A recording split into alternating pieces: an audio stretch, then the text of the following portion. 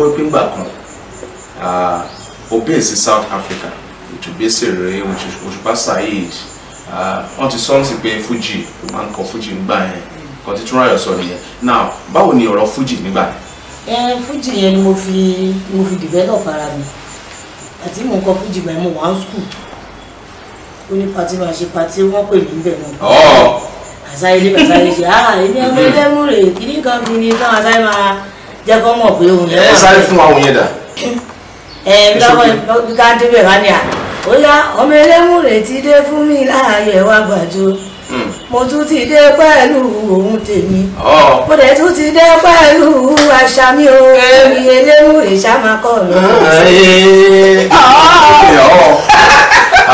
Wáyé tí àwọn èèyàn tí ń wò láti kan ìjókòó yín apart from àwọn visuals tí wọ́n wò bí a ṣe ń sọ̀rọ̀ your dancing steps your music and everything lóhùn Elémùrè yẹn gan láì tó ìṣẹ́jú kan bí ìgbà tí Fẹ́mi Ntana the king of jingle ní Ondo State tó bá ṣe jingle ẹ sáré jù ú lálẹ́ làfibọ̀.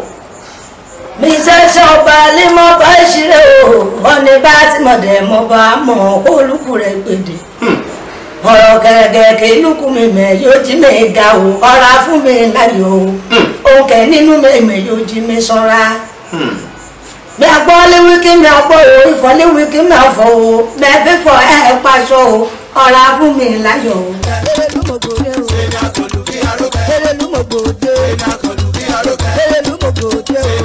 ọmọ òkúta mẹ́ta nà bẹ́tà helelumogode àbá mẹ́tì sẹ́sílẹ̀ jọmọ helelumogode kí agbóhùn mi àòrì ètòkè láyé mẹ́fọ́ wo orí gbèdéke o helelumogode. A tún rí àwọn nǹkan kan ọ̀pọ̀lọpọ̀ nǹkan tí àwọn èèyàn ń sọ káàkiri wípé ó yẹ kó ti gbé rẹ́kọ̀d jáde àwọn visual ìgbà wo ló fẹ́ jáde kábẹ̀rẹ̀ nítorí pé as the one of the pillar gẹ́gẹ́ bí ara àwọn tó ń support like what you said kábẹ̀rẹ̀ láti bẹ̀yẹn náà kó lè mọ̀ wípé àgbàlẹ̀ gan kó má jáde láti ẹnu ẹ̀ fúnra rẹ̀. Inú mi dùn ayọ̀ mi kún fún ọjọ́ òní. Mo rí pé ijó tó jó sí yẹn ó serious.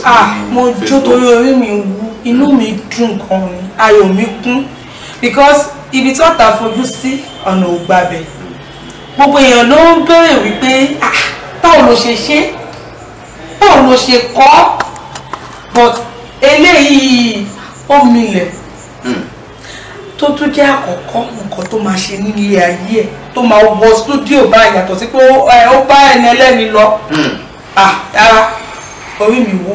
ọmọ wa jẹ́rọ ọmọ àjọtẹ̀ múru ọmọ wa jẹ́rọ ọmọ àjọtẹ̀ múru ọmọ olómi méjì kọ́lá àdúgbò àdéjì kọ̀ọ̀kan ẹ̀ jára lú ọkọ̀ jí ọmọ ọkọ̀ bá dẹ́kẹ́ ìjẹ́rọ òpó tóró ń wo lórílẹ̀ lọ sí gèdè o ọmọ ẹlẹ́yẹ ṣe wẹ́yẹwẹ́yẹ àti dórí ògún ọdún ní mọ̀ṣàgbẹ́gẹ́dẹ kan jẹ́ kẹ́yẹrú ògún ràn tún jẹ́ ẹ̀dẹ̀ sójú ríro èyí dálẹ̀ ibi tí ọ̀nìkan bá dì gèdè ẹ̀kú ẹ̀ kíkọ́ yín mi láti yẹ ti mẹ́ẹ̀dẹ̀ sí iye omi àwò mobile lọ sádó ewì o ọmọ ewì òtù ọmọ àròrò òtò ọ̀rẹ́jọ ewì bá ti yóò lọ rọmẹtùmẹ́lẹ̀ ẹ̀dùgbò tójọ ayé rírí kẹrírí àgbèdo ojúmọ̀jẹ́ àgbẹ̀mọ̀ kùrẹ̀kẹ̀rẹ̀ odò àgbèdo ojúmọ̀jẹ́ àgbẹ̀mọ̀ ògùn gogorogo oko mẹ́rẹ́kẹ́ bá mi kí ẹ̀jẹ̀ mi dé ni o ekíkú kọ́ kù dérégò kakọ̀ iye mi rè kọ́ba dún ògún mọ́ba òkọ́ba ajá ẹja òkọ́ba ajá ẹja akúpamọ́kò yòrò akúpamọ́kò yòrò akúpa jẹ́jẹ́ o akúpa jẹ́jẹ́ o akúpamọ́kò yòrò. Ó máa jáde very soon. What you want social media? Yes, because eléyìí kan tó ṣẹ̀ṣẹ̀ ṣe yìí kíákíá náà ní fídíò yẹn náà máa jáde. Now láti ọ̀dọ̀ Erelu kí ni title eléyìí tó fẹ́ jáde ní audio? ọ̀nà ńlá ni. Ọ̀nà ńlá. Bẹ́ẹ̀ni mo fi ṣí ọ̀nà fún ara mi. Bẹ́ẹ̀ kẹ́ kàn fún wa ní kékeré ń bẹ̀. ọ̀nà ńlá lónìí o ọ̀nà ńlá o ọ̀nà ńlá o ọ̀nà ńlá ọ̀nà oríire là kò mí o ọ̀nà ńlá ó mọ̀ yá o ọ̀nà ńlá o ọ̀nà ńlá. Àwọn ibìkan wà bẹ́ẹ̀ tí tẹ ṣe bí ìgbà tó jẹ́ pé Elémùrè gangan tó là ń bẹ̀ là ń bóṣù. Ibẹ̀ mo ti kọ mo ní. Wọ́n tún dà. mo ní ẹlẹ́yẹ ló kíkún bàbá mi ò gbéríkèlì wàlẹ̀ ká nínú àṣẹ ní. Àkànbí. gbéríkèlì wàlẹ̀ kébì ní àmì gbéríkèlì wàlẹ̀ kó bíra ọ̀run amómi o. àwọn ojúṣe ojúṣe wà ó. ojúṣe. tó a dúpẹ́ fún Ọlọ́run. Ǹjẹ́ o ní specific date láwọn nǹkan tí à ń sọ yìí tó máa jáde gbọ̀ngbọ̀ngbọ̀ ṣọ́dí ò ló fẹ́ jáde ṣáájú ni àbí visual àbí wọ́n kàn ṣe ń wò pé bọ́lọ̀ bá ṣe àbí bóyá spirit bàbá yẹn dẹ̀ ń bá yín sọ àwọn nǹkan kan. kò sí nǹkan tó máa fẹ́ ṣe ní ilé ayé mi tí máa ti gbé fọ́tò bàbá mi báyìí bàbá ibo ló tún kù kí ni kí n tún ṣe báyìí bí wàá jọ máa ń ríra bára wa sọ̀rọ̀ mi so bí bàbá yẹn ṣe bá mi sọ àjàgbó yẹn tó jẹ́ visual fídíò yẹn gangan fẹ́ kó jáde torí èmi fúnra mi etí mi ti kún nígboro màá débi wá ní àtúnṣe ọmọ elémùrè gangan èmi à ní àkọsọmọ ẹ tó ń kọrin èmi à ní eléyìí tó ń kọrin gan fújì ló ń kọ kò kọ mílẹ̀ mo wá ya visual yẹn gẹ́gẹ́ kí àwọn èèyàn lè mọ̀ pé ọmọ elémùrè gangan lélẹ̀ wọ́n ní aráàta ò lè wá kó wá ya fídíò bàbá èèyàn pé òun lọmọ ẹni tá à ń sọ̀rọ̀ àwọn fámílì ẹ̀ máa sùn àgbẹ̀ àdè. ó ní nǹkan gangan òun ló máa ń jẹ́ kó ṣe é òun mo fi wò pé fídíò yìí mo fẹ́ káwọn èèyàn fi mọ̀ wọ́n fi rí ojú mi pé ẹni tá à ń sọ̀rọ̀ ẹ̀ ní tábà tó bá kọ́kọ́ ju fídíò yẹn ọ̀nà làwa tẹ̀lé. ọ̀nà làwa tẹ̀lé. so kò ní sí pé wọ́n dáyàn dúró ń gbòòrò pé ṣé òun ni àbóhùn kọ́ so ó ti máa clear sí everybody gbà ẹni tó ṣe fídíò òun ló ṣe ọ́díò yìí. We having with us on Ilé Aláyọ̀ TV the two beautiful daughters of Elémùrè Late Elémùrè Ògúnyẹmí. Èmi ò kì í sábà fi LATE yẹn sí torí up till now mi ò believe pé Elémùrè kú.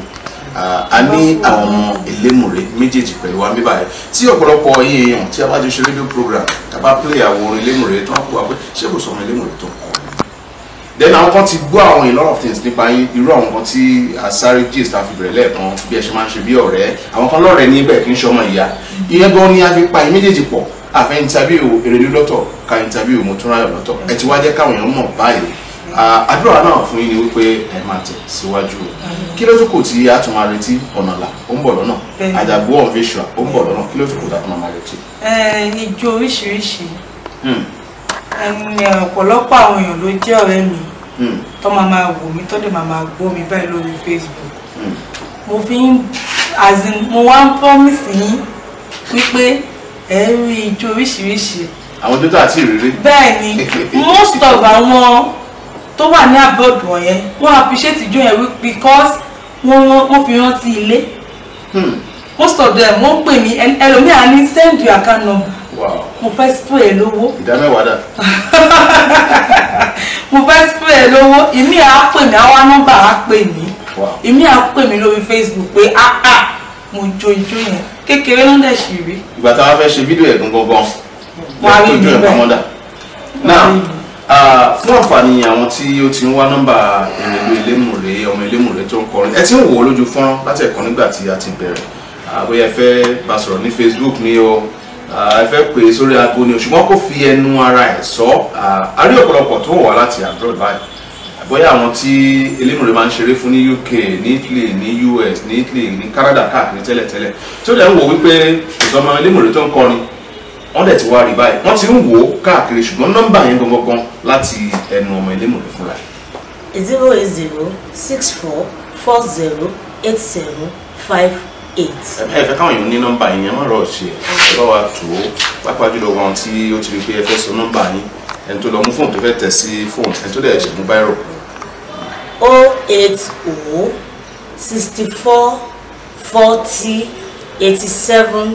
08064408758. ní Facebook ńkọ́. orúkọ mi ní Facebook Olúwafúnmiláyọ̀ Ògúnyẹmí. Mo dẹ̀ pé gbogbo ìdáyìn náà ni wọ́n lè rí ní Facebook yìí náà. Èrèlú Elémùrè ẹ bá wa yọ̀ǹda Facebook address yìí náà. Facebook address mi ni Túnráyọ̀ Bọ́sẹ̀ O Oríọlá O yẹn mi ní Ògúnyẹmí Oríọlá. Oríọlá ni adé orí yín ní ìsìn ṣé àti kó tu kó ẹrú kó gbẹ wá lẹ́rọ̀. lápáyọ̀ lọ. àtọ ẹ sọ́dọ̀ kan ní behind the camera báyìí náà ń kọrin. So nígbà àdẹ ti bẹ̀rẹ̀ ni a ti ń ṣe competition yẹn ká kú ṣe kó tó di pé a máa sọ pé ó di ní ọjọ́ mi ọjọ́ ìdílé ètò yìí orin tí ń dà táwọn ní rẹ́kọ̀dì ẹ̀fẹ́ jáde onda test microphone onda. wọ́n máa ń kọ́ pé màá rántí ohun ajá rí lajá igbó ajá mọ̀ déédéé igbó ajá kò bó lẹ́yìn kulé fada mi ò ń lọ mi bọ̀. That's a very good one. Adúpẹ́ fọlọ́ ẹlòmíì ni ó wọnú archive tí ò ní rí nǹkan kan àwọn rí nǹkan mú tí wọn. Now kí ni advice gẹ́gẹ́ bí olórin tẹ ní fún gbogbo àwọn tí ó láǹfààní láti máa wà kárí ayé?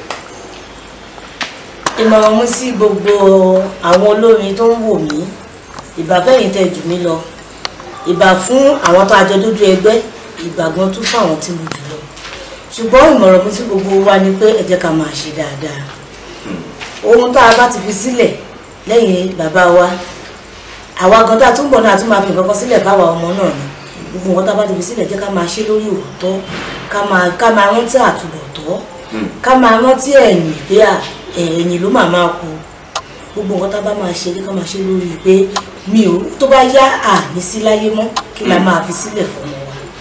So Papa Sibesi ẹ̀ tá a ṣe wà ní orí Ilé Aláyọ̀ TV káàkiri àgbáyé Canada US Italy bí ẹ ṣe ń kàn sí wa là ń rọwọ́ yín àyè tí ẹ̀ lẹ́ sọ fún wa pé àwọn old wines àwọn Ilé Aláyọ̀ in the 90s àwọn Ilé Aláyọ̀ ní 2012 2011 wípé gbogbo ẹ̀ náà ni ẹ fẹ́ bẹ̀rẹ̀ láti bí a ṣe bá yín sọ̀rọ̀ yìí bí ẹ bá wo Ilé Aláyọ̀ TV on YouTube ẹ rí pé a ti ń jù sí yín bí ẹ lè ṣe ń kó jẹ́ rush yẹn bí a bá ṣe ń fún yín ní old wines náà la tún máa fún yín ní àwọn tuntun Ilé Aláyọ̀ náà sì ní àdúpẹ́ lọ́wọ́ Ọlọ́run tí ó ń fún wa ṣe ní gbogbo ìgbà meanwhile gbogbo àwọn nǹkan míì tí ẹ tún béèrè lọ́wọ́ wa bóyá ní WhatsApp ni bóyá ní àwọn website wa gbogbo ẹ̀ náà ni a máa ṣe fún yín lára ilé tí ẹ béèrè àti ẹ̀ ń gbọ́ nípa àwọn ọmọ Elémùrè méjì tó fine dáadáa tó beautiful tó wà ní ìpínlẹ̀ Ondo bó tiẹ̀ jẹ́ pé wọn ò fi bẹ́ẹ̀ jókòó náà sí ìpínlẹ̀ Ondo yẹn ní Australia la Canada ní Dubai ni wọ́n ń ṣe káàkiri ọ̀kan dẹ̀ tó wà tí ó tún kọrin tó jọ Elémùrè àwọn méjèèjì náà ni a ti mú wá sí ojú ìwòran yín ẹ̀dẹ̀ ti gbọ́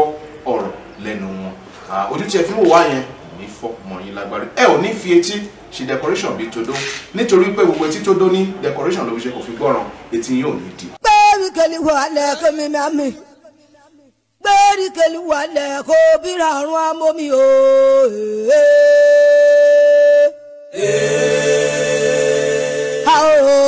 ojú bùṣe ojú mo bùṣe wa ojú mo bùṣe mọ́lẹ̀ o. ojú bùṣe ojú mo bùṣe wa ojú mo bùṣe mọ́lẹ̀ o. ojú bùṣe ọmọkùnrin alákọ̀ọ́mọ làbá o. ojú bùṣe ojú mo bùṣe wa ojú mo bùṣe mọ́lẹ̀ o. ojú bùṣe ọmọdé mi lẹ́kẹ̀ẹ́ olùwọ́rọ̀ èlù. ojú bùṣe ojú mo bùṣe ojú mo bùṣe mọ́lẹ̀ o.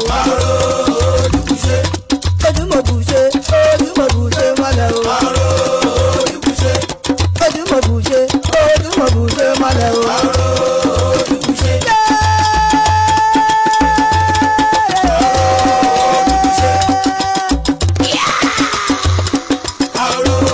ojú bùṣe.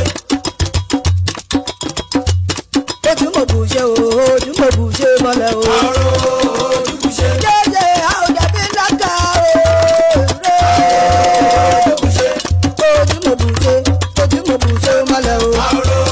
ojú bùṣe ojú mo bùṣe ojú mo bùṣe mọ́lẹ̀ o. ojú bùṣe. ojú bùṣe. erelu mo gbòde. ṣé ìgbà lọ́dún bí arókẹ́. ṣé ìgbà lọ́dún bí arókẹ́. erelu mo gbòde.